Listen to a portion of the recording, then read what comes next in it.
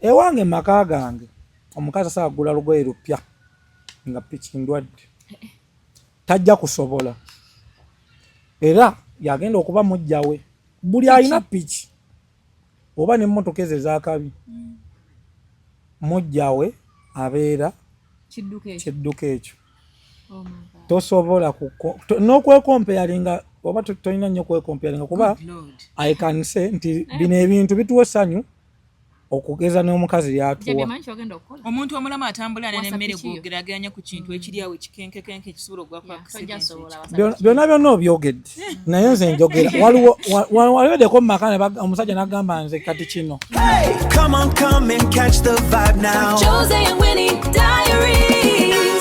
olunaku lwaleero tukyalibbwako omuntu agenda okwoga ebintu tamanyi nnyo naye mwe mujja bitegeera ndi sure mulimu buli muntu abalina target audience kirabika ffe naffe ogera tuyigiriza tuli omu ku abo boogenda oyigiriza newankwadde amotoka tuyinza okuba tugana naye tuyinza okuba tulina bumotoka kati ogera tuyigiriza motoka tuyigiriza bikes ezo bamuyita Jebi era nga njagala yeyanjule. Yeah, how are you? I'm okay, and you? Ndi bulungi. Wasi wamanya go weyanjule bakulaba. Abanda bamanya commonly known on social media, Bampita Jebi on his bike, but I'm John Baptist. Yeah. Commonly known. So why Jebi known on his bike? Yes. Like why? Could love genuinely bikes. Nzembulamu bwange I chose bikes over cars. Biking naji choosing as a transport means. Nga gobokera ku macha nolonda area so nze mostly neyambisa bikes. Kafa tojijawo ku bike Because it's not safe. It doesn't look safe at all. Yogwa bode ya bike nga bolenga nti bwemba eri kumipira ebiri egenda ku motoka yebembisi kati yogwa bode ya bike. Anti ekisooka mu bike world ekikufuula oba ekinyumisa piki si kudduka wabula kumanya biki byotekeddwa kukola ng'oli ku piki wawo olina okuddukira wawo olikeddwa okusibamuko wawo olina okuyisiza so ebiseera ebisinga bw'okikola perfect toyina but ekyenjawulo ku bike than cars nti I'm part of this thing mbeera nga mu motoka obeera just ekujja wano park the other side ne wano ngenda mu lugendo nga nnyumirwa nnyo n'okutuuka wemba ntuuse ani akugambye mbu batula motoka tunyumirwa olowooza tutula motoka yevuga yoka naffe tugivuga naye wano nga bw'ogivuga anti akenjawulo kali nti kyeggamba tokitesitingangako naye olifuna ka chance n'otuulakokko saagalira ddala sibyegomba olaba waliwo abaana abawala bayaga otulaliza okuzidigi kunama waliwo omuntu mu maaso ekika kyo kyogamba mbu nga ayagala abeere kuli tekirina we kinsanyisiza si mbadde mbasaba ekintu kiri kimu okusooka anyway bikes are dangerous but sometimes kikwetaagisa ndowooza oba okufuna omuntu akuvuga nga amanyi kikyakutwalamu oba n'akunnyonnyola hereby I mean sigenda tandika kuvuga kuba the bike that I ride eri mu speed ekola 320 kilometers per hour 400 kilometers per hour yeah, speed abantu tebamanyi speed kale speed is equaling to time over distance yeah I stand to be corrected naye ogamba nti emmotoka edduka 180 kiba kitegeeza emmotoka eyo ekola kilometers 180 mu ssaawa emu kati bikes bwe zibeeredde ez'enjawulo nti ye esobola okukola kilomita 280 mu ssaawa emu guno onoogamba nti okuva wano paka Mbale waliwo kilomita meka 3 bw'oba oli ku nguudo ziri ez'amaanyi ng'ogyeko ezaffe eza Uganda. Let me talk about the expressway. Ng'enguudo ng'ezo you can definitely reach w'oba oyagala mu ssaawa ng'ovuze piki ng'oli fast so ffe ekituleetera ekyo bike onyumirwa nnyo bike nzibu mu kutandika okutuulako. It is like you having virginity. Omuntu asooka okutiisa biki but the more you get into the thing that is the more you get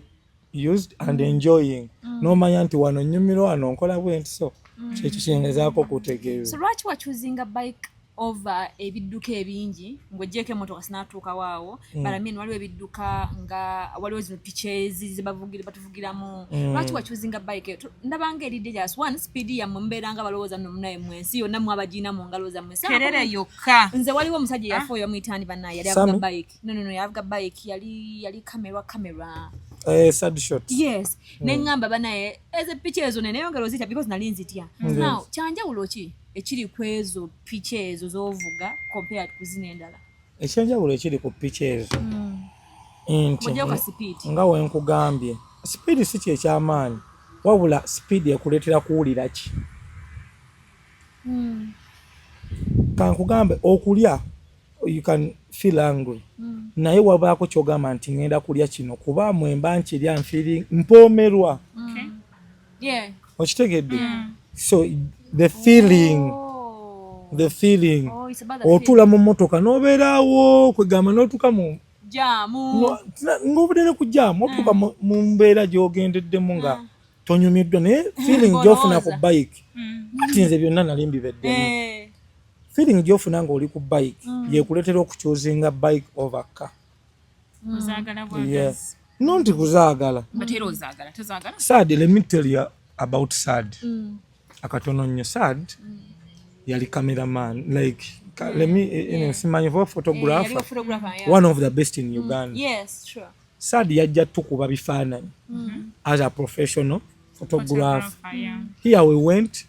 twalina bakyali baffe tulina oluguudo eyo lunene baluyita Wanseko Police bordering Uganda and Congo that is after Hoima ng'ofuluma Hoima oluguudo olugazi ne lulimu amakoona amalungi ova mu lino dda mu lino ova mu lino amalungi ffe ge twagala nti ga mu nsozi aga bayikisa abantu abana mu tusonyiwe bano bayinza okuyita ebooda naye abasajja abo nno tebaagala piki zaabwe ziyita booda because it can buy a car it can buy any car that is very expensive so twalina saadi najja okukuba ebifaananyi as a professional mu mulimu gwe saadi bwajja kankwe okumanya bikes zinyuma naye yennyini yaziraba mukola mu kamera yerabira okuteekamu memory card ne tuvuga ntuyingira amakoona nga tunyumirwa kuba tuba tuyingira amakoona kwezo kunama evivi ligenda wansi kati awo the feeling you get nga ozize mu 180 like 200 nowete koona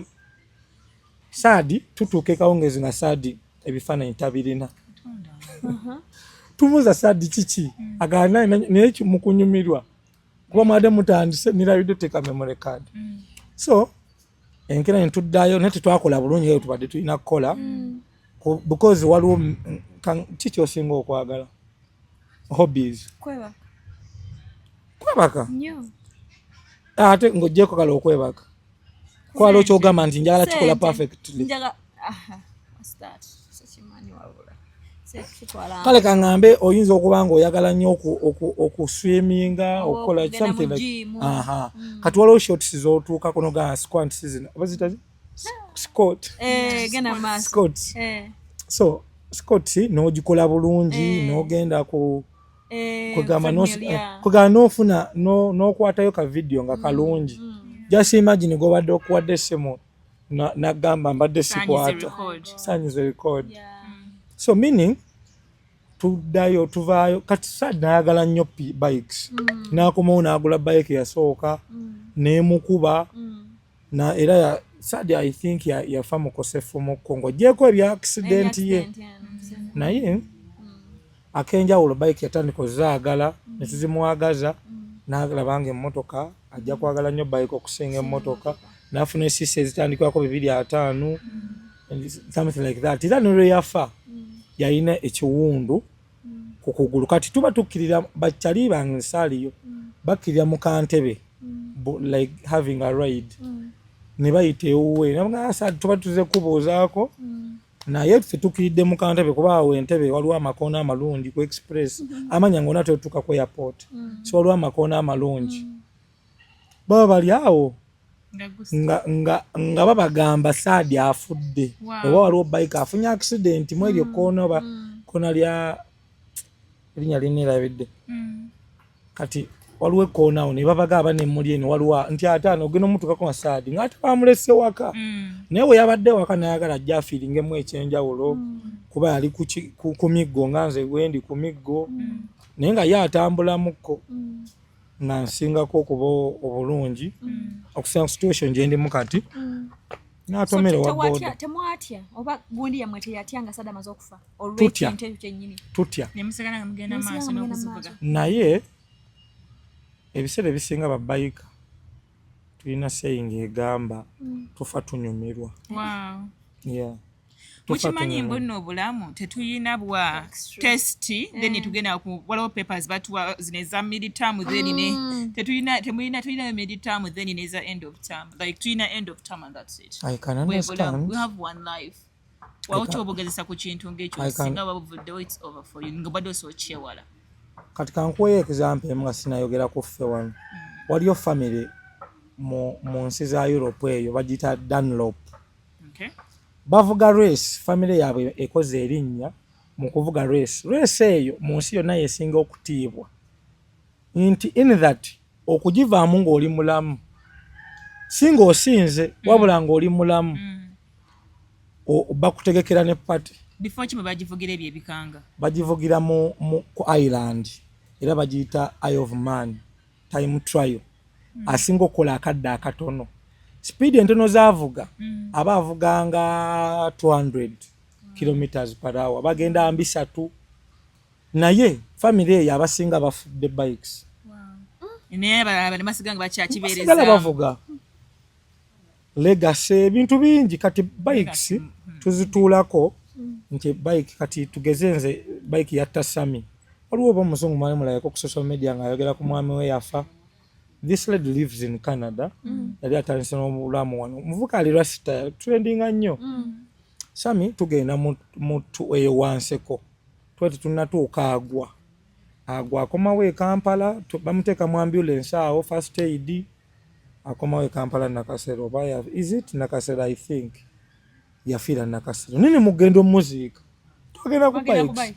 ne mukuvaayo ewanseko buliisa hoima twavireyo ku bikes kale moment eyo kyeba ya nnaku naye kino kyekituwa essanyu over and over kyekikutuusiza wano wooli kyekimbeereza nga ndi mulwadde nga ndi wano naye olusuukamu ng'olinnyera ng'ogiddako kati olinza bivaako kinga mukuno bwe bayakusudde omugulu eggumba lyamenyese so togenda ofudde olinza kubiwumulange eggumba lyamenyese kati osigaze okugulu kumu n'ogamba nti kati awo nyinza naye ate nja kufunayo era piki empiira esatu nga ntuulako I think kuba kankugambe akantu kali kamu my sister okulivinga obulamu obungi nga tonyumirwa n'okulivinga obumpi ng'obadde onyumirwa kikyolivinga okunyumirwa kuvaringa buli omu anti yafuna passion ayina engeri kyeyakyuzinga ekimunyumira like people waliwo abantu abalina amamotoka agakabi nga ye buying a land waliwo abantu abanyumira n'atuukako mu bibira eyo n'agamba nze nina ebibira waliwo abantu nga waba n'ebizimbe mu Kampala agenda olaba akawunti erinnya ekyo kimunyumira naye njagala njogere ku bantu nga bw'abeera mu mbeera agamba because we live once and dafe abasajja mwe mutusinga ku bulamu okuwangaalako bw'oba ogenze ku research ng'oresearchinzeeko abasajja batuuka myaka 5 baba otandika okuyingira mu myaka gyo giri gy'omukama okuyita naye ate egyo emyaka tosobola givugiramu bike oba kuvuga otuuka ekiseera okuyingira mu mmotoka eyakabi ng'omugongo gukuluma tosobola kutambula kati lwaki gino emyaka gy'ekivubuka gy'olina okunyumirwa Katonda waba akutaddeko balaka n'otuuka mu giri naye era obeera ne story ennyingi ez'okwogera njagala nkubuuzeyo akantu kali kamu okubeera nga oli ne boyfriend wo nga mugago siiba nnyo mu nnyumba ogenda n'okubeera n'omuntu nga talina nnyo wabula nga onyumirwa okuba naye anyuma mutravolinga mukukwatako kiseera mutuula mu mmotoka yammwe yakabi ne mugenda for road trip kwegamba n'okubeera wali g'okyozinga n'okutuula ewaka nga buli kimu okifuna this is why omuntu ennaku ezo ensangi zino abantu badde boogera nnyo ku Subaru nti obeera awo omwami ali mu Range Rover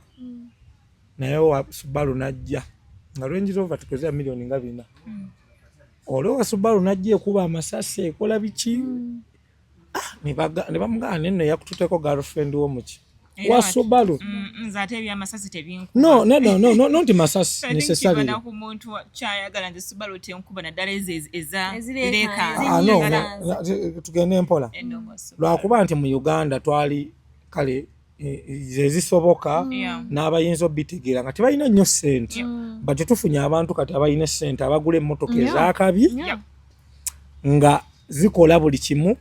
ne zikubisaamu ne Subaru kyeyinza okukola. I'm talking about a car that goes for 300. Subaru esinga zigoma mu 220 there. Now I'm talking about Germany cars. Motoka naddala eziva amawanga g'ebweru bazikola ddala nga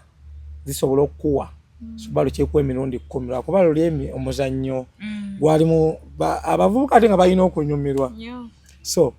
kyekyo era omuntu okimanyi abavuga bike temwawukanirako ddala n'abavuga Subaru ezo ezireekaana kati Subaru zigenze zikendeera nze kati passion nazifunye mu motoka za kabi motoka kanjegere ku AMG when I'm talking about Mercedes waliwo type ya AMG 63, 43, 53 gitways tyo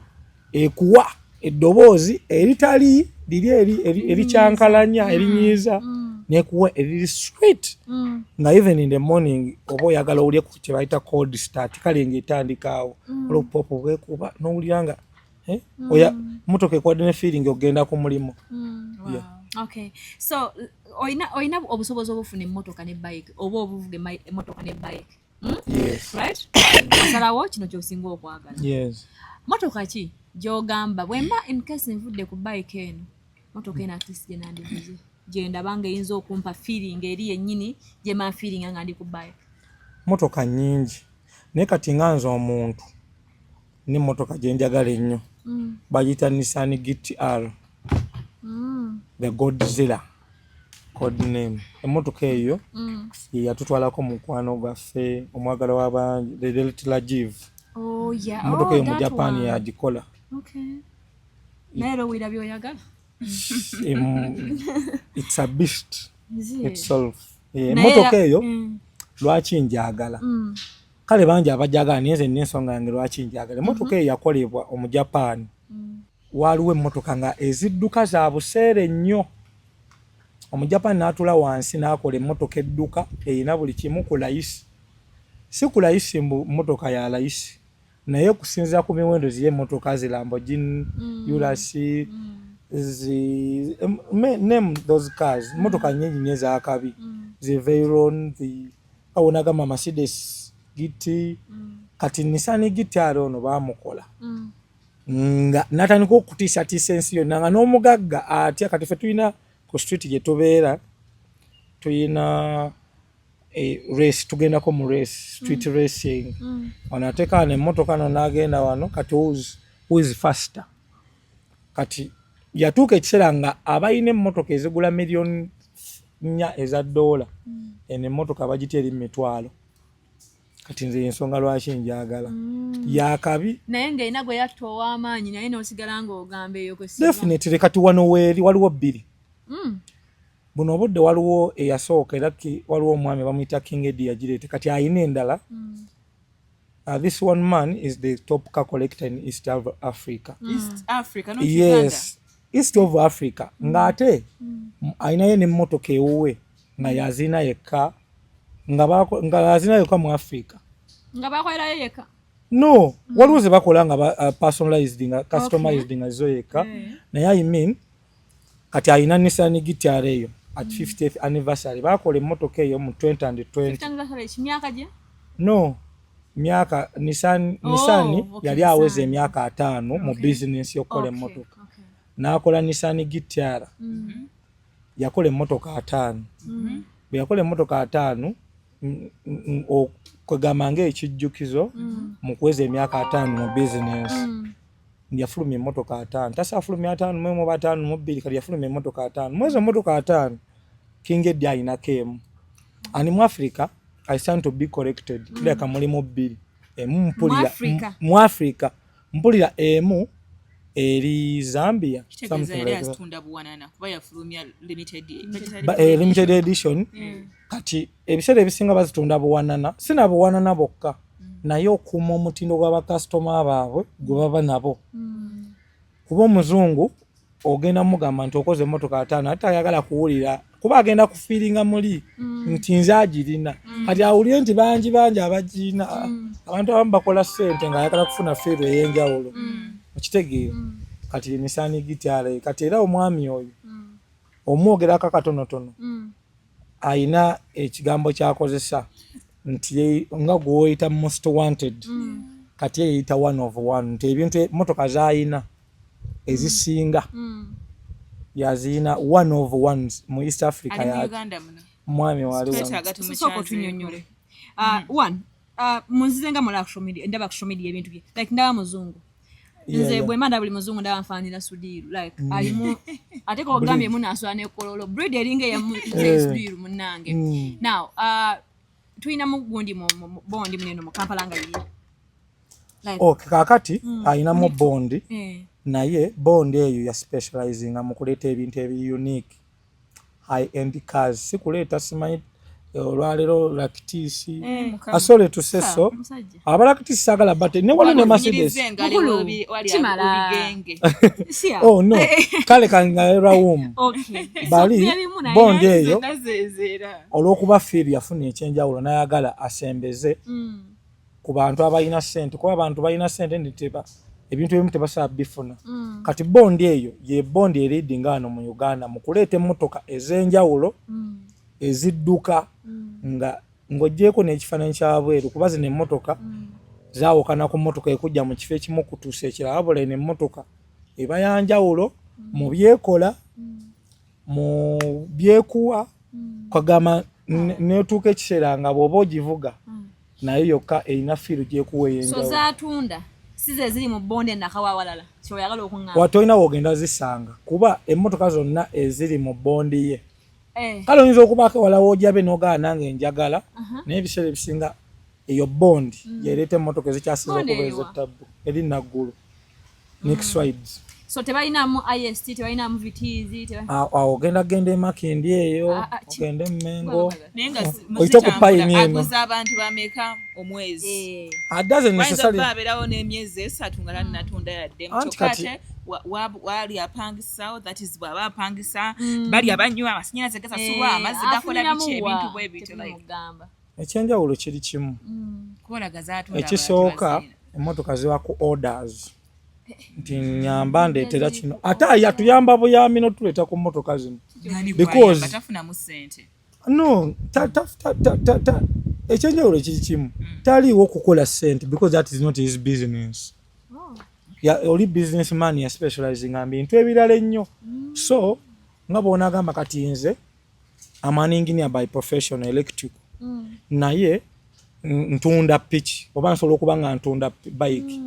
nti hobby yange abantu bandabamu ekyenjawulo neyambisa talent yange okuleeta bikes so doesn't necessarily taliiwo munno akola ssente kuba kuteeka Uganda to another level ali mu ggwanga muno ye muzeeyi yennyini mu Uganda mwali nakati wano wetuugire mwali mu Uganda naye this is like a hobby side hustle so njaga kubuuza atunda mmeka omwaka zifuluma mmeka average sigenda kugamba naye kizibu nnyo okusanga Lamborghini ngekuba akalango ku TV kuba tetagitinga abantu ba TV oba kizibu nnyo nze emmotoka ezakatusobola kulaba Lamborghini ng'akuba akalango ku TV definitely ayina ababimanyi era amanyi bagenda obisanga bamunoonya amanyi audience ye weweeri kati non necessarily nti ali nkugambye ono mwami gwenjogerako ayinayo emmotoka nga mu nsi yonna yafuluma emmotoka zafuluma 25 that is a Porsche Turbo S Brabus mu nsi yonna it is a Posh 911 So eri mu Uganda emu ne? eri mu Uganda Watuddewo we waka? mu East Africa erimu Uganda. emu mu Uganda kati bino abikola with passion abeeko kyatulaga Abira ku nguudo ki? kati bw'oba oyagala okulaba ku mmotoka zo Oluguudo lwe bw'oba oyagala okulaba ku mmotoka zo olina kubanga tobeera nnyo bwayiise matugga onootambula bwotyo byetaaga n'okunyumya nga No. tubiragako. onootambula bwotyo emmotoka eno tegenda genda kuba enguudo ogenda sangayo ebinnya oli agenda kuva eri agikuleko side mirror tamanyi na bbeeyi side mirror gyegula you are going to order for a side mirror otwale emyezi oshika 8 eyimirira mu bitaala bya wali eri ku gundi ku golf course eyimirira si kyo Nedda. tayita mu buyisi eyimirira eyimirira so Yes. kitegeeza kyegimu enguudo zeezo waliwo enguudo embi emmotoka nga ya wansi nawe oba wali ovuzeko ku mmotoka eya wansi Yeah. naddala Ebigenda coops kwonooneka. coup emmotoka za wansiko ate za misinde naye waliwo wantu gyogenda osanga katalina nsonga lwaki agenda nayo Yeah, so oba oyalala yita munaggulu omwo kisaasi Musajja kololo mukulu nnyo nnyo akyali muvubuka mutoto. tasooka myaka if to say sali in between 30 and 38 Mufumbo. married era kyoze kimala akenjawulo kali kamu balina brand endala etambulirako mwa mwayogedde kantu k'essente brand eyo bagiyita Oral Collections. Oral Collections ediringa mu halal wear hijabu ne perfumes ezakabi wano mu East of Africa lidduuka kati erisinga okuleeta ebintu by'abasiraamu ebya high end Gisangibwawo. lisangibwa Ntinda Wa- opposite TMT supermarket awo tebafokasinga ku mbukukola nnyo mbukutunda ate olisanga downtown mu kikuubo nedda bino edduuka teringa mu abakyala olina okubanga ogamba nja kwambala Gucci something like that kati omuntu wakusanga nga oyambadde Gucci oba brand yakabi agamba ono wembadde mutwali akamugjewo kati edduuka eryo obanga oli mukyala mu Isiraamu nga hijabu oba biki bintu byo. tobijjaawo oba okyabulamuko omutindo ate nga tebabiseera so be bamu ne banaaba kati brand ya mukyala ora Embadde nange nogamba talina obanga teri business ya mukyala. naye ate era sigamba nti bafokasinga nnyo ku ssente waliwo omuntu nga bw'oba ali omitinze waliwo abantu nga alina ekintu kyawulire essanyu ng'akikola ne bwaba takifunyeemu nnyo kati be bantu abo naye ate munaye kikwewuunyisa babaseera olaba ne bakola nga batagenderedde naye lwe baba tebaseera ebintu biba bya bbeeyi gendawo kati nnaku zino ali ku 10%. Njogera ku muntu eyagaba akabokisi giwagon brabas Ng'agigabirana. ng'azigabira muntu manager wa Next Rides bano in this family yakeera ku makya akabokisi akali customized this is the kaitaka akabokisi tukaita kabokisi si box kati bachajita bakaita box no it's a giwagon 63 brabas Bagiyita kabox. brabas anyway kangendeko wano katono nnyo munansonyiwa brabas tuna atuninga emmotoka nga wona agamba nti waliwo design owakabi akwata olugoye already made n'abaako erinjawulo kyalukolamu kati ebox eri King Eddie gye yagaba oba giwagon yali tuned by brabas eriko ebyenjawulo bingi kuliko carbon fiber mungi kati n'akwata n'agiga 1.7 billion ate ne bawakana kati nga goba owakanye yali amwebaza n'akwata erinnya nga Winnie n'agamba kankongereko ne number plate personalized Yali amwebaza kyenga. mirimu gyamukoledde Ye manager wa business ya Next Rides Next Rides. yeah next ride ze motoka kati wetujja eno ku Oral Collections tosobola kusanga muntu ng'akufiirako yassa aba ayagala n'abakyala abayisiraamu bambale bulungi banyume kutikotito kwe nali nkunoonyerezaako nalaba nga waliwo abali mu kugamba bagayi oli agabye essimu biki like ate gama simu King Ed ajja ogagaba oba gwagagaba like because bw'oteekamu erinnya lye bakuleetera King Ed biki bingi bakuleeta about bw'oteekamu nze mu TikTok. Yes. Okay.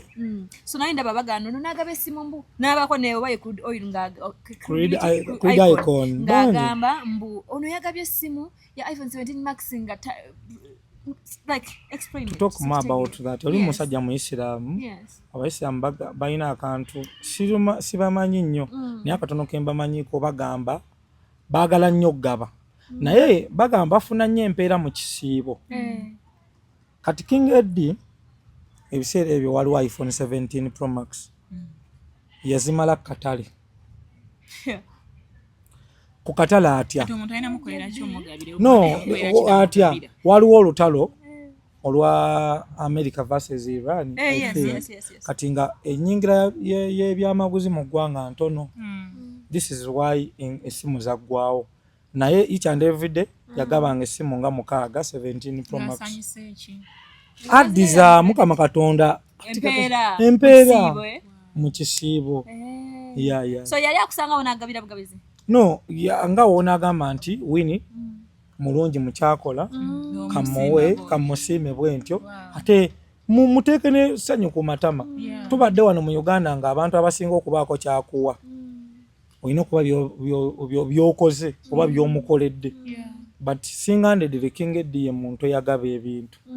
ng'abantu tasuubira muwa back tebamuwangako ate tasuubira era kumuwa. Ezo nezigwawo n'agaba S26 Ultra nezigwako zi Fold nazo nezigwawo. So awo yenyiza engeri y'okuddamu mu ekyo. N'amamotoka agagabye n'amamotoka agabye yagagaba njogedde kaboxi yagaba C200 Romeo nga 4 ate abadde ajja agaba lwakuba kati bino ebiseera yagabidde nnyo aba motorsport abalina laavu mu kintu n'ekya kyayagala ekitegeera kuba ne musajja wa motorsport ayagala nnyo. Yes, most of the cars he has are luxury and comfort. Era ayina emmotoka nga zigula Rolls Royce nga 4 abantu bafa nnyo speak aless Rolls Royce. But let me talk about he has a car Turbo Porsche Cayenne Turbo GT. Motoka eyo ye Porsche Cayenne esinga okudduka mu sport utility vehicles SUVs. Motoka kale nga wonagamba ennene ng'osobola gyegazanyizaamu kuba speed cars kale nga motoka ezikola ezidduka ennyo zisinga kumanyibwa mu motoka zino eza wansi naye sport utility vehicles emmotoka ezakabi nga wonalaba kale kaŋŋambe akakabox ka G-Wagon 63 motoka yakabi ate edduka. Kati okabanga akamu kagula around 1.5 kati weba Rolls Royce weba ya 3 oba ya 4 ng'oli alina obubox busatu wako oba bubiri meaning aba asobola okugamba nti kangende ngule Rolls Royce niye yasalawo nti wemba njagadde. Anyway, motoka zino to talk more about it kinga nga wonsanga omuntu nga yambadde suit naye nga mukubi wa bikonde ng'agenda ku makya n'ayingira office naye nga okuba ebikonde oba agenda mu gym n'akolamu kwegamba nga oyinza omusanga n'omunyuma nga ne wajjako ekkooti anti amanyi oba togenda sigaza. Kati ze zino emmotoka zenjogerako nti weba esazeewo kwambala suuti ojja oli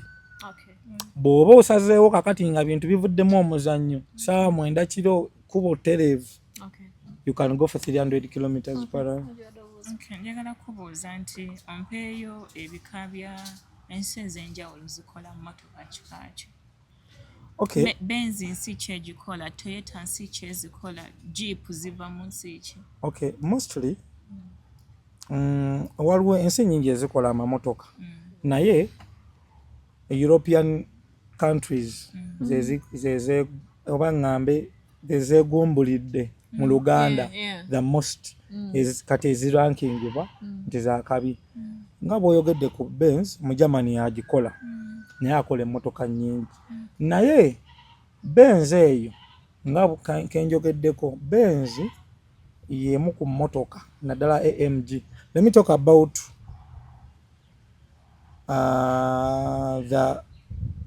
anyway, let me talk about the AMG. Mercedes AMG GT 53. Motoka coupe kale ya wansi wadde yanzijinya eba sedan. Naye ye motoka gy'osanga ku kkubo n'ekujjukiza nti n'enzigi ennya zisobola okudduka naye ng'ate bw'oba ogiraba erabika nga 600 zezino oba nomo Mercedes. Era omujamani oyo akola n'emmotoka gye bayita BMW. Naye era mulimu ezidduka nga bazikolera nti wekuba akadde nga kavuddemu akawunga kaba zenkita kawunga kuva mu kasooli nti buno obudde tuba akawunga tukakubyeku enkale kasooli tumuyisiza mu kyuma amukubye nga tugenze okufuna mu akawunga kintu ekiri neat. Kati Mercedes oyo mulungi nnyo, ebintu abiwa obudde, and wetugenda mu limited basalawo ne bagala tufokasinge ku kino tuve mu ekigenda ogenda katale nnyo wabula nga waliwo abagenda okyetaaga nga wonaava wano nogaa ngenze sulako kololo naye nga ate era osobola nosula ewalala ne wano ogenze treatment gye bakuwa tugenze ku 4 points treatment tewali jamu embeera eri conducive mentality y'abantu boogenda obbaamu katusobola kubanga ovuga motoka za kabi ate ng'era obeera abantu abatali bakabi nnyo era nabo baba bakabi bayinza okuba tebalina sente nga zo z'oyina naye mindset zaabwe eziba zigezaako okuba nga zigatta. So bwe nkugamba muno mbalira abakyasinza okutunda emmotoka wano mu Uganda ez'akabi anakawo wali zibondi walisake nakawo soke nkuwanire gye mmanyizi Spia Motors yawava muno Success Motors ogimanyi so Success Bambi omutadde muleke bamuwe okay katika muze kimoja so katika muze kimoja aneka balungi nabo mu kutunda shimale but high-end cars next rides nabo oteka mu Google tuli wano teeka mu Google awo esimu emoto gundi esinga okuleta bondi esinga okuleta motoka ez'akabi tafa nnyo ku kya mbukuleeta simanyi kubunyisa Uganda bino si byakubunyisa njiri kuba ne bondi emakindi ogenda obwoka emyala naye ovaayo na motoka bagamba ate waliwo bondi z'ogendamu hello owesekkirira kale kati awo emmotoka tejja kuyitawo mufune omujibali ngafuna owa boda yingirako munda onengedde ndi wano mpanisa omukono era okuvaayo emmotoka naye njogera ku bond efa ku kikyereeta nti naawe ogenda kulikomendinga nti oba oyagala ebyakabi ebisembayo genda ku next rides. Let me talk about waliwo emmotoka next rides lyaleese oba King Eddie 2025 BMW M5 G90. Emmotoka eyo wano mu East Africa eriweemu eri 225 mu M series BMW alina M series M1 M2 M3 M5 ye motoka ya BMW ezimu kwezisinga okudduka so tekoma kudduka kokka mubaamu kati mu motoka ezo saagala nnyo tuzoogereko mu kudduka wabula erina amapeesa gonyiga noga kati njagala ka comfort njagala kugamba ne era kyova olaba abagagga batuuka ekiseera ng'ofunye kasente n'ova ku kino ekyokuba nti motoka kujja wano nakutwala mu kifo kirala kuba gyokoma okugenda ng'ofunamu kasente tukesa n'ogamba naye wadde eno emmotoka enywa mpola simanyi spare waayo alabika nnyo otuuka ekiseera n'ova mwezi embeera n'otandika okugamba naye maama bwe natuddeeko mu Aston Martin DBX nawulidde ekyenjawulo naye nkangitumye the feeling so bondi gyenjogerako byebyo byekola waliwo emotoka gyensuubira muno gye simanyi muyinza okuba ne mu Uganda mweri I don't know waliwo emotoka gye nalamu kamiliyoni ng'ali bwerunga emotoka yeevuga nga yali mabega nga ye emotoka eri kwevuga lumigaa yatuuseewo kuba ndi sure olina woonyiga n'ogigandaga wano yeemanyi Google mpaka weegenda okutuusa yatuuseemu oba nze gyasingina maalo bwalo mu Uganda kati nze piki gyenvuga esobola okunvuga nzekka nga nseetinze bakita cruise control it's like this abatulaba tukwese nnyo ku Google kuba data ennaku zino agenza akenderamu ku bbeeyi bateekemu akagambo ke bayita cruise control n'emmotoka zikikola naddala bw'oba ofunye watereevu akuba kale wano e Uganda owa boda togumanja agenda kuva ayingire mu kkubo tomanya muntu gyavudde ng'asala n'omwana amukutte mu ngalo kati abakyala akwata omwana alaba emmotoka eri wala alowooza ajja kujja asudduka n'omwana mugenda tukawa mweyawule oli agenda eri omwana atye kati munziri ensi ezikulaakulanye emmotoka ne wano weeziri onyiga noga ngenda mu cruise control nosettinga speed ntisala sukka 6 notereera kati ye piki ze Suzuki Hayabusa ina cruise control eri sisi 300 ne ku internet kogenda ku page yange ya TikTok okweri nga ntudde bwenti ngenvuga ya cruise control kati so ne yange motoka vitiza sobola kikola so teka mene evuga anti kakati awo sente wateeka mu ntono mu vitiza togenda kufuna bintu birungi ate ngo bifunya mu vitiza nange ayo kubatana cyale ka no bona agenda omanyi sente zijja n'ebintu bingi motoka kijja bateka mu sente nfune ekyo yenvuge genda ku Google kisinza ku sente zo zezikola zikanga mu million mekezi zogerako matisobola okukola ekyo ze tuba tunoonya sente banange saagala nnyo kwogera ku sente kwa abantu bajja kunfuna oba balowooze nti nze oba ndi mugagga olabika oli mugagga osobola okumanya ebintu yadde nga gwe so motoka nnyingi zosobola kufuna miliyoni zo 2 3 kale ne mu 7 mulimu miliyoni 7 waliwo emmotoka emyaka emipya waliwo emmotoka gye baŋŋambye I to be corrected naye waliwo emmotoka ezirina cruise control doesn't necessarily mean nti erina kuba ya bbeeyi naye emyaka ogigenda gigenda emumpya naye oba oyagala ekyenjawulo oba oyina kati kankubeeko akantu kegamba motorsport oba kale ebidduka bino byenjogerako byebintu byotuuka nga okijja mu kifo nekikusangawo ne girlfriend wo olina mukweka kuba bayinza omukutwalako mbungoze neki kati gwe you have to hide your girlfriend kati ngoze na motoka ki eyinza okunja ku boyfriend wange nga naawe ogenda tuula osigale ng'osamala ng'ogambe singa bampaka chance nentuulamukko no kale neyinza obutamotoka yeyebbeeyi mulwakuba kimbu nontwala saagala tukome ku motoka ya bbeeyi abantu abavugagana amamotoka balina mentality nti bo obulamu bwabwe buba bunyuma naturally omumiitinga you meet this one person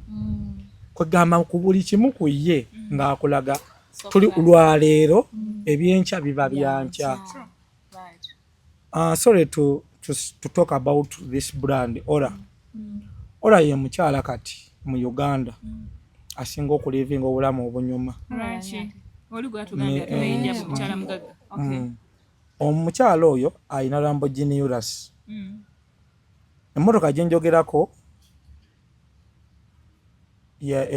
abasogogolinga bagogolinga naye esukka $1,000 $2 3 depending naye bw'abeera ng'asobola okuba ku makya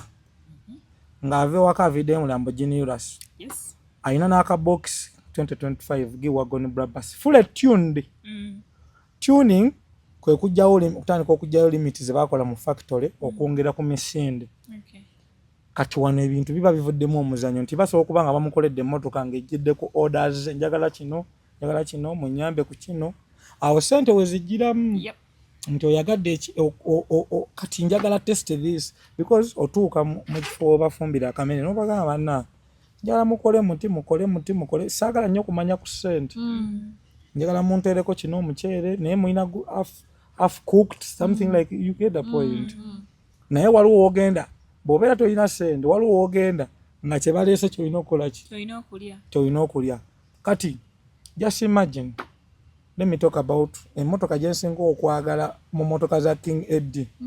nze singa okunyiririra mu like the interior biki is the Aston Martin 707 DBX emmotoka eyo bw'ogituulamu munda naye kenyini omusajja gwe bavugako labira ddala ng'oli mu ggulu lya kunsi kakati just imagine otuddemukko nedda ng'ovudde ne kwajula mu kanako ozze ne boyfriend wo ajjidde mu Mark X kale oli akuvuzeemu oba mugenze ku date alina waakusanze akuvuzeemu this one person togenda kukoma mu kyammotoka kyokka ogenda feel kuba agendagendako mu speed ziri ennungi ngamba bisatu feeling eyo gyogenda ofune ku feeling ey'enjawulo muvaawo ogendeko ku road trip ogendeko wa nga wovuga essaawa 2 onaavugirawo basaawa ekyo nekyo kijjeewo saagala tule nnyo ku speed naye waliwo feel gyekuwa ogenze adventure omanyi kale kanjogere ku kigambo adventure ogenze nawo parking ofunye kino ddemu ogenze babiyita otugeze ka meeting point oyimiriddeko awo ofunye ekyokulya stop over buli muntu alobera ku ggwe ovudde mu mmotoka okubya akanu okubye ka linen owunya bulungi mu butuufu nze wa Mark X ngenda kuwa obuzibu nnyo ngenda kufuna obuzibu bungi nnyo okumatiza era kyenvudde nkugamba nti waliwo abantu kubamu abakazi bw'oba olina kyoyagala osobola okifuna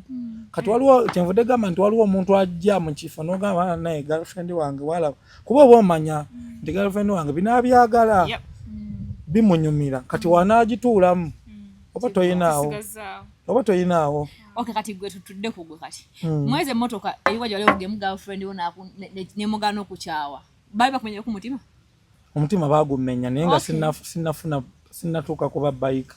baagumenya kati bukyanga ofuna bike kati bakukyawanga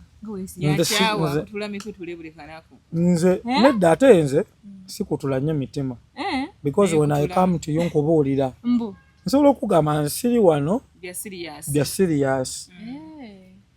kuba nako okumenya emitima abantu bakolima abawala kale omulaba nga abannanga abadde passionate akwagala nnyo kati natuuka ekiseera ngandaba engeri gye sinnawasa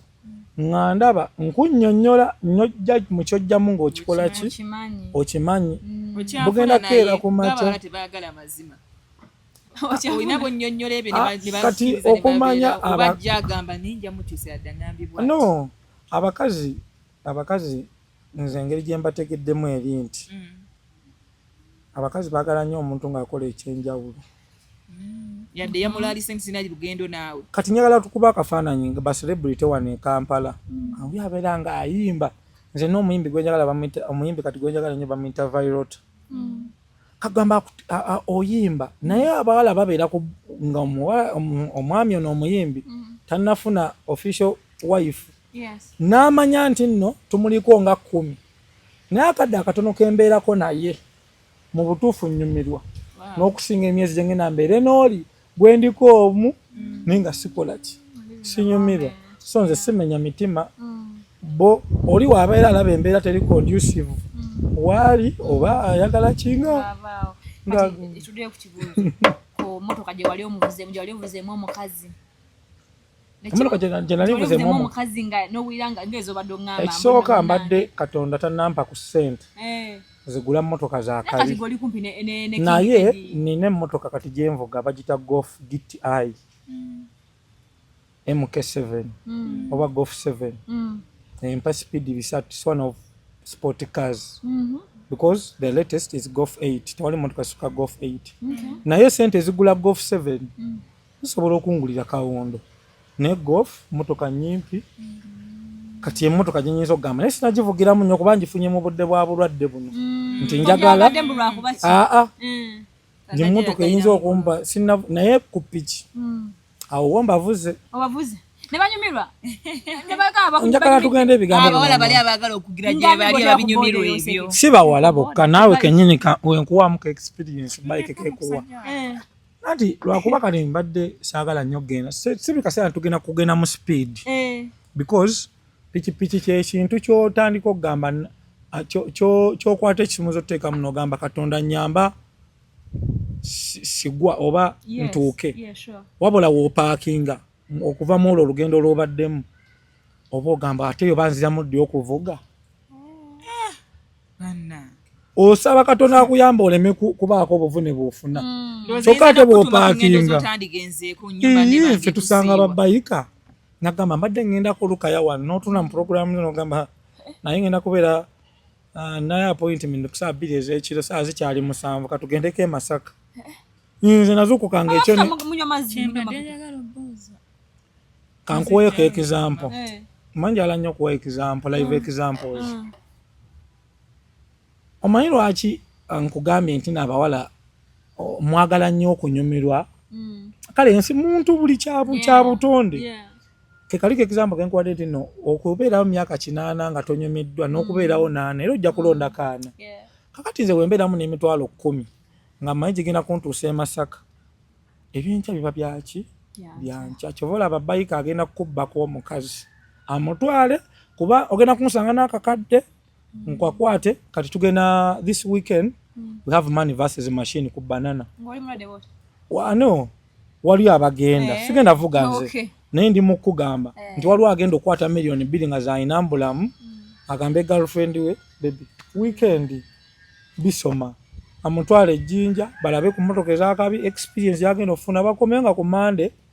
ayinamu zimutwala ku mulimu. Mu butuufu tosobola kugenda na muntu ayagala kulaba ku akawunti $1 nemwe mwezimba wakiraga nti bantu bakola nnyo entambula gye mutambula etalina na plans n'akasente koyina mutekanywera mu musawo kubanga ogenda teekamu amafuta kugano banga okola naye nga ssente zote ekyo nkirese nga example. Ekisooka ekyo kindeetera okukola ennyo mbeerenga byenjagala mbifuna mbudde ng'obugenti bukyankaluubiriza. Ekyokubiri guno omuzannyo gwenjogerako gwa olina okubanga olinamu kasente era abaguyingira nga talinamu nnyo ng'ennyingiza ye entono tuka ne gumulemerera. Naye buli muntu nkubulira ebigambo byange basisita bange wano wammanga njagala otuuleko mu buna kale sigenda genda nnyo mu bike oyinza okulaba nga kiri nnyo to risk. I would want you to sit in a GLC sorry okutambula ennyo ku King Eddie but he has emotoka bagiyita 2020 GLC 63 SMG. GLC nga wonalaba oba oleka gero ezimanyi kati emotoka ebampanvu wete Mercedes naye nga eri ekuyambako bwetuuka mu bintu nga tuse ku express wali watali speed limit ovaayo kafiiro enkeera ku mulimu bakulaba oli musanyufu nnyo mu butuufu nga toyagala kulekeraawo. Kati GLC gy'ogamba ebeesinga jolly ebeera esinga ne kabox butere okudduka fiiru za njawulo naye GLC esinga akaboxi okudduka wadde nga akaboxi nako kasobola okuba nga kaperforminga naye it depends oba eri mapped kale bagyongeddemu ebirungo ebyenjawulo oba kati awo kekali keombuuzizza nti sente biki bintu oba osazeewo okunyuma waliwo abantu abatafaayo ku sente. Njagala oyawula omugagga ng'ayagala nnyo okulaba nti alina ebizimbe mpeza bagenda kunjogerako nga nze alina ebizimbe mu Kampala ebisinga naye nga oli mu kulivinga obulamu buli miserable tova waka don't have a weekend. Naye kati mu mijiji gino mwe tuli abantu abavubuka beeyagadde tobanyumiza abalina mu kusente amaking sure nti mukazi wa mwadde senza shopping owokuba nti ye ayagala okweyagala ne girlfriend wamuteekamu gagulayo akamotoka nga kano va mu kala akabadde aka kirasi ya wansi yambuka mukko. So okusinzira ngeri wali oli nga tutandika watugabe muno gundiza maze muvuga bike mbuza base bulungenkana ne bay emotoka bike ya sente muka sagala nnyo genda mu figures naye bw'ogugolinga bikes ezisooka zitandikira $2 ejja $. That's around 70M. The bike I ride now, it is the fastest bike in the whole world, the Kawasaki H2. Abasobola okugolinga bagugolinge kati ene ranging from 30 to 60. No bw'obaako kankubule bw'obaako nekyoyagala tutuusa okubba nange bwenda no nze nakyenjagala nze njagala coupe njagala gel E Coupe. niwe kiba coupe bagira coupe si coupe ebeera nga sedan anyway byebimu Waliwo mugamba sedan y'emmotoka ya wansi but nze ate gel E gye njogerako ndaba ng'eri waggulu anti kati coupe ebiseera ebisinga ebeera erina oluggi lumu naye kati coupe simanyi lwaki abafirika oyogera gel E anyway coupe emmotoka eyo mulimu eza high end kati eno ffe mu motorsport tulina akantu ke tukola nti eba esukka kuba ordinary kati kanjogere ku gel E coupe 63S kakaaga 3 eyo nga gwe omukyala n'ogitula mu butuuzi nkulaya toyinza kuddamu kwagala kuvuga ku Mercedes ndala yakabi ekuwa emisinde y'emmotoka gye njogerako nti oba otuuse mu kkoona bino olaba emmotoka za Toyota ekusukuma eno wala ekirabyeko ogendamu bwoti naye omutto guli gukuwumba gukwata ne mu seat belt ne gukwata omutto gwe njogerako gubuguma mbeera nga mbeera kugamba emmotoka kiva wali mu kubanga emmotoka ogiguze nga ekujja nakutwala wali awo oba oyongeddemuko ku ssente ofuna ekoona oliyingira mu sipiidi 2-5 ng'okyali nta naye era si mu Uganda mweziri emmotoka kyakusanzeeyo dda neno dda waliwo enguudo wano wosobola okweyagira ku express naye obulamu bwaffe bwabuli tetubutambuliza ku express tubutambuliza wansi Masaka waliwo amakoona obanga ogenda ku mulimu otambuliza obulamu obwa bulijjo oyita simama kindi esimanga oyita mutawojinja road oyita kireka oyita nakawa live tutambuliza obulamu bwaffe bwabujjo obeera kololo ndowooza gwe kati ne King Eddie gwe ne mukama wo mbeera kololo ndowooza kololo kati ku myaka ejjanga okubanga mbeera kololo kiba kitegeeza mazadde bange baali obugagga bwabwe balinako nga bwa generation kuba ekololo kati kizibu n'okufunayo wawoogula bw'oba opangisaayo olina kubanga okolera sente ng'okolera nnyingi zesinafuna naye saagala twogere nnyo ku kololo nga lwakuba kati abantu omanyi obeera ekololo ng'oliranye embasi oba ambasada alina waabeera ng'oggyeko embasi kati waabali abasajja abalina generation wealth naye kati ffe abaakatandika okweyiiya sibeera kololo mbeerabeera mu bitundutundu ebigezaako okubeera ne conducive ku bulamu bwange. Okay, sawa. Gundi tunatumaliriza. Gundi we yakutuusiza. Gundi accident. Ngenda giyita boda abagi. Bike we kutuusiza. Owira akabozaala omwana wo. N'akyuzinga buno bulamu bw'oli mu kyuzinga ebizibu ebikutuuseeko abantu boolabye wandyagadde omwana wo akola ekyokola. Omwana wange dde wano bw'azaalibwa okuba ng'omubatiza agenda kuteekamu wali piki kisumuluzo awulye ku saawundi oyo atandike n'omumanyiira oyangwagayo kiri kutta kita omwana wo omutima gwa maama wo ogukuumira mu kamu essaawa 24 nkugamba ebigambo byange bino abatakikugamba omukyalo oyo omuteddako bunkenke mwenaano waliwo yali afunyeko yali yegaseeko mu kifo nga tebali safe. What do you mean? Nga sawa yonna babakwata wali okikozeeko kale abaali bakikozeko bakimanyi nti tugeze kaŋŋambe mu mmotoka nga mulina bbala we muli ne mugenda mu mmotoka sawa yonna baba babakwata wali wajja n'abakubamu amataala kwegamba muba kyebayita sweet pain sawa yonna baba babakwata mwanguwa kekali kegambye nti nno piki ngitandika ŋŋamba Katonda nyamba ntuuke wendaga bwe ntuukawo ŋŋamba ati nziramu nze nvudde ku ggwe nze ndi ku maama waakuza abantu bafaayo ku lulwo n'omukyalo oyo anaakuzaayira omwana gw'otunyumiza ogenda bo mukutadde mu mbeera ki ekisooka olaba famire abanzaala baaguma kaakati ati abazadde ennaku zino bagenze bava mu mbeera ey'okuba nti omuntu omukaka nga ba embracinga ki kyoyagala because this is what makes me happy and we live once. Akenjawulo kali kamu kankuwa example olunaku lwengwa mala okugwa ntuula bwe nti mu kkubo wakati bwe ntuula mu kkubo wakati definitely ntandika okwekeberakebera n'ebiwundu naki nvaamu omusaayi ngenda okulaba sivaamu musaayi waita seconds ntono ababooda ne bajja banga mukama waffe tuula ku booda tuve wano bwe bangamba tula ku boda tuve wano na bagamba siva wano nga sina pichi yange nakimanya nti mmenyese kugulu nkulako kyose naye nga sireka sanyu lyange weriva mpulire simanyi yagenze ku police simanyi kuba tutuka ku traffic offices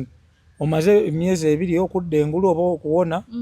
eyakola ku musango go taliiwo bamukyusa yamboka kkirira dindako IOV akole kini nabeerawo eddakiika nga 20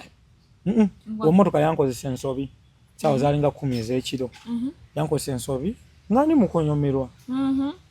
kati okuddayo wali ntuula mu kkubo tuula tugenda tutaasa obulamu okumanya njagala bike nakubira bakyali bane bagamba banenfunya accident ndi wano abapone banga tuula banajja ne bajjawo piki ne bagamba sivano nga piki yange sigirina era ikan ashuwa hiyo nti kwolu na making sure nti piki yange evudde ko ne police yajje na making sure nti piki yange evuddewo era okuterera n'okuntwala okunyingiza mu ddwaliro ly'ensambya ngamba buuza piki yange eriwa eri safe ewange maka gange omukazi asagula lugoye lupya nga piki ndwadde tajja kusobola era yagenda okuba mujjawe buli alina piki oba n'emmotoka ezo ezakabi mujjawe abeera kidduka ekyo tosobola n'okwekompeyalinga oba tolina nnyo okwekompeyalinga kuba I can say nti bino ebintu bituwa essanyu okugeza n'omukazi lyatuwa omuntu omulamu atambula n'emmere gwogeraganya ku kintu ekiri awo ekikenkekenke kisobola ogwa ku accident byonna obyogedde naye nze njogera waliwo deko mumaka omusajja n'agamba nze kati kino nga tekiteredde just in life tuba tuyingidde obufumbo oba relationship you adjust I adjust we reach at a common point adjustinga ku boda ku piki yeyo tingenda kola baliyenge piki efudde abantu baba balina okulya naye njogera waliwo ebigumiikirizibwa sigame musirya ndya naye ngera mpulira bubi kati nkugambye ngezezza nti namenyeka neŋŋaana okuvaawo naye nga buli omu antuuka akaŋŋamba ogenda kufa ogenda kukola booti nyinagaana ne bagamba nvaawo nga mmanyi piki yange eri safe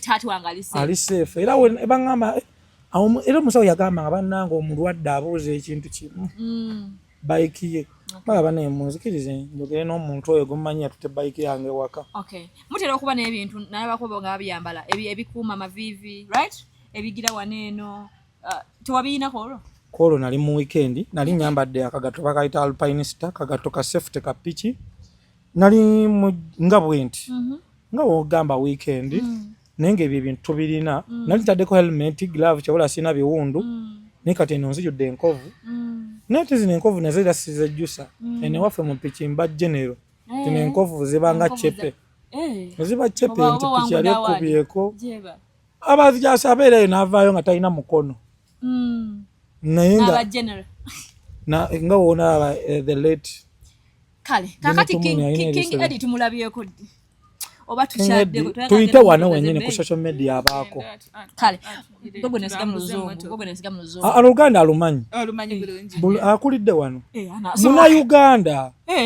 ezo sente yazijanga Uganda wali mbali musende we tizan investor akola alina akagambo kakozesa nnyo obuzibu twagala ebyakabini twagala kukola agamba kengedde obuzibu temwagala kukola era ne kali aka 1 of 1 togenda kufuna kintu nga gwakiyina nga tokoze nnyo naye ebirala byemutumuyigirako nga kengedde byenjagala bagamba funayo ekintu nga gwakiyina tolabe tuli mu YouTube oba mu kantu kemuyita akantu funayo gadget nga ne bannamawulire banno bakusanga bagamba akasajja kayina gadget funa no waliwo kati olaba waliwo ebintu non necessarily nti ebintu waliwo omukola ennyo research kati nga kwegamba motoka nti alina ezimotoka zonna yazirina mu East Africa buli motoka alina motoka nga 15 naye nzosangamu nga 2 mu Uganda ng'abalala bazirina ate nga tebasukka 5 naye akagambo 1 of 1 kalina engeri nange gyekansanyusaamu nti ebiseera ebisinga tusobola okufuna ng'essimu eno waliwo iPhone zino nga bagikoze nga eri mu titanium gold something like that. Yes, that one. Nenga you know nenga bagamba ku mutala guno tambula gundi ne gundi bayinza ga Cape en gwajina waliwo olugoye basogamba nga nawe ne bate banja abate ne basi banja abakimanyi but ngalo agamba ka Cape kano wini yakayina. Okay. Kale yani ye king ani? Ye King Eddie. Ojja soka kwata erinnya, King Eddie kuba kati tojja kusobola. King Eddie. King Eddie one of one. Tusinzidano ku mukutu gwa Jose and Winnie Diaries nga twandisibwe tujje tukoleko naawe akantu nga tukoledde ku ground ku garage wali amamotoka. Garage bond. Hey banna. Atuyinza kugenda ku bond naye Ku bond. akenjawulo kiri kimu. Omusajja kulavuza alina ku mmotoka ze n'ogisemberera. Ainako oba inoko oba omawali ogenzeeko kale nga bagamba ogenda mu State House nti oyita mu bukungunta bungi kiyinza okubeerera ekizibu okugituukako naye yaso ogikuweeza ng'agikutte video n'agikuweereza. Tala is anonymous. Do now it looks. Tunasobola tuwa kantu tusakubeera mu kamera. Era oyinza kusanga nga nze amuyinako amwagala ennyo ate mwagala in person. King Eddie. Mbadde nteesa nti channel eno twagala mbeere ng'olutandika show gwe nnyimba makati nnyimba gwe ne gye gwera nnyimba gwe osponsoringe otuwagira akantu munaye tuli baana wagambye yagala nnyo abakozi tuli baana abakozi tunoonya ssente tukola emirimu mingi nnyo ne tugattako ne wano naye kati singa oba otutaddemu amaanyi olina wobeera otaddemu tuwaddeyo kasente sente enkalu naffe twagala tuvuga emmotoka ezo ez'ebbeeyi z'otunda kati nze kati kansaba omukyala Ora corrections. Ora naye Ora corrections. Ye brand yagweyitako entinda. Teeka mu Google Ora corrections. Genda ku social media platforms okuli TikTok. Corrections alinamu kinaki? Perfumes, ngoye. Awo. Ebya bw'oba omanyi nti toyagala biri class. Togenda. Era naye tabaagala abatali ba class. Abatali nnyo ba class tabaagala. Ate ogenda kusumbuwa. Ojja nyiiga so munna. Ojja kujjayisaayo gise wali naye baagala wali omuntu agaye bampeyo piece eno anti obanga mu supermarket naye Abannayuganda balina ekizibu nti agala genda mu dduuka amanyi ebyakayasanga dduuka ddene otalina wakanyuga bintu ajjawo kino azzaawo kino naye kati wali oba ogenze mu supermarket yabyambalo ndowooza okitegedde kyekyo kale banna Madam Ora lyerinnya lye naye Ora ya. Okay, Madam Ora, twali tusamunangeera nzize wano nga Jose babadde asaba King Eddie kati mbadde ng'amunaye kuba kati temulabika family eyina yakola ssente teyagala bonaabona. So ffe bamufa abasinga okuba endulu ku social media zineeno bannaye osobola otugamba tubeere nga temunaye tuyitayoko entinda tulambuze ku bantu abakyala bali class tuyiteyoko tubeere nga tubalambuza ebintu ebiriyo kimanyi abaana bali maduuka badde bobutalabika mu kamera ffe tulabika mu patwewaayo tubikolera ddala ebyo obalambuze ku dduuka erikyasinga obwakabi mu East of Africa. Mu East Africa. Yeah. Sure. So kye tuyinza okukola ekyo bannaye kuba kunaye okusembera nga tulina okuba nga tusembera abagali tuva mu n'ekirala nga tumaliriza tugetinga inspired twebaza nnyo Allah agire nga tukumira omwami oyo kubanga ffe ebintu ebimu twali tubiraba ku TV ku YouTube ate emmotoka ezimu olina kugendako mu mawanga ga njawulo era nze King Eddie buno obudde ne baŋŋamba nti ŋŋambe nti emmotoka zaazo zitonze ate ekitasoboka nja kuwulira nyinyiza n'okwewa obutwa n'enfu kiri kyempulira njaga okulabako obulabe ku ginnaayinte gwemanyi kiba kitegeeza okubanga mu nsi yonna let me talk about the BMW XM Rebel Red. Bakola emmotoka 5 mu nsi yonna. Omanyi kitegeeza okubanga emmotoka eyo tugirabako mu Uganda wano. Genda ku social media platforms. Kale oba oyagala kutambulira. Yes, ntambulira nnyo mu bifo kati abasinga ogiraba. Abaana ba mobs beeyongedde okwagala King Eddie kuba balabisaako kuba alina business ze kweza enguudo Village Mall era ku Village Mall weekend days ogenda kulaba ya personal number plate kati mwa bagala ku Range Rover alina Range Rover awe mpya SVR carbon edition bagikola King handcrafted ne features za King Eddie ayagala haujagirabako era tutuli ba mukisa tulabe ku mwami ono ene wamani nga wonagamba waliwo abantu nno abaagala okujja okukulabako naawe oli one of one abaagala okulaba ku Joza abaagala olaba ku Winnie ng'oli agamba nange nze omwana oyo yankolera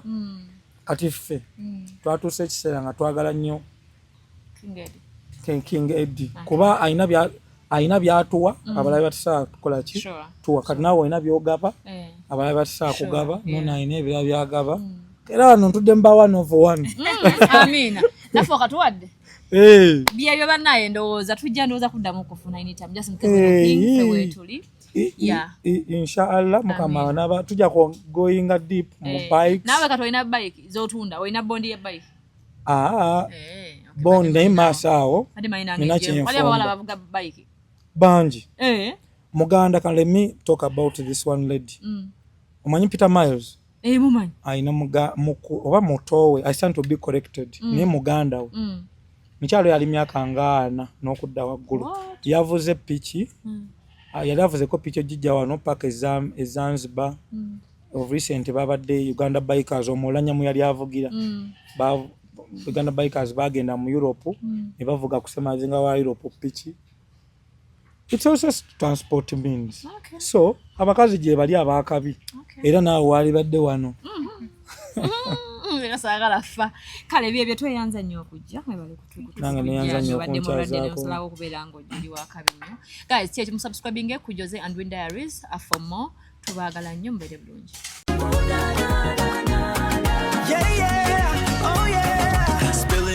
Get the inside scoop. Join the dynamic duo, plug into the loop. Jose and Winnie, Diaries. Got that fire, no apologies. Conversations that inform and inspire. Taking entertainment to a level higher. Come on, come and catch the vibe now. Ooh, na, na, na. Hey! Come on, come and catch the vibe now. Jose and Winnie,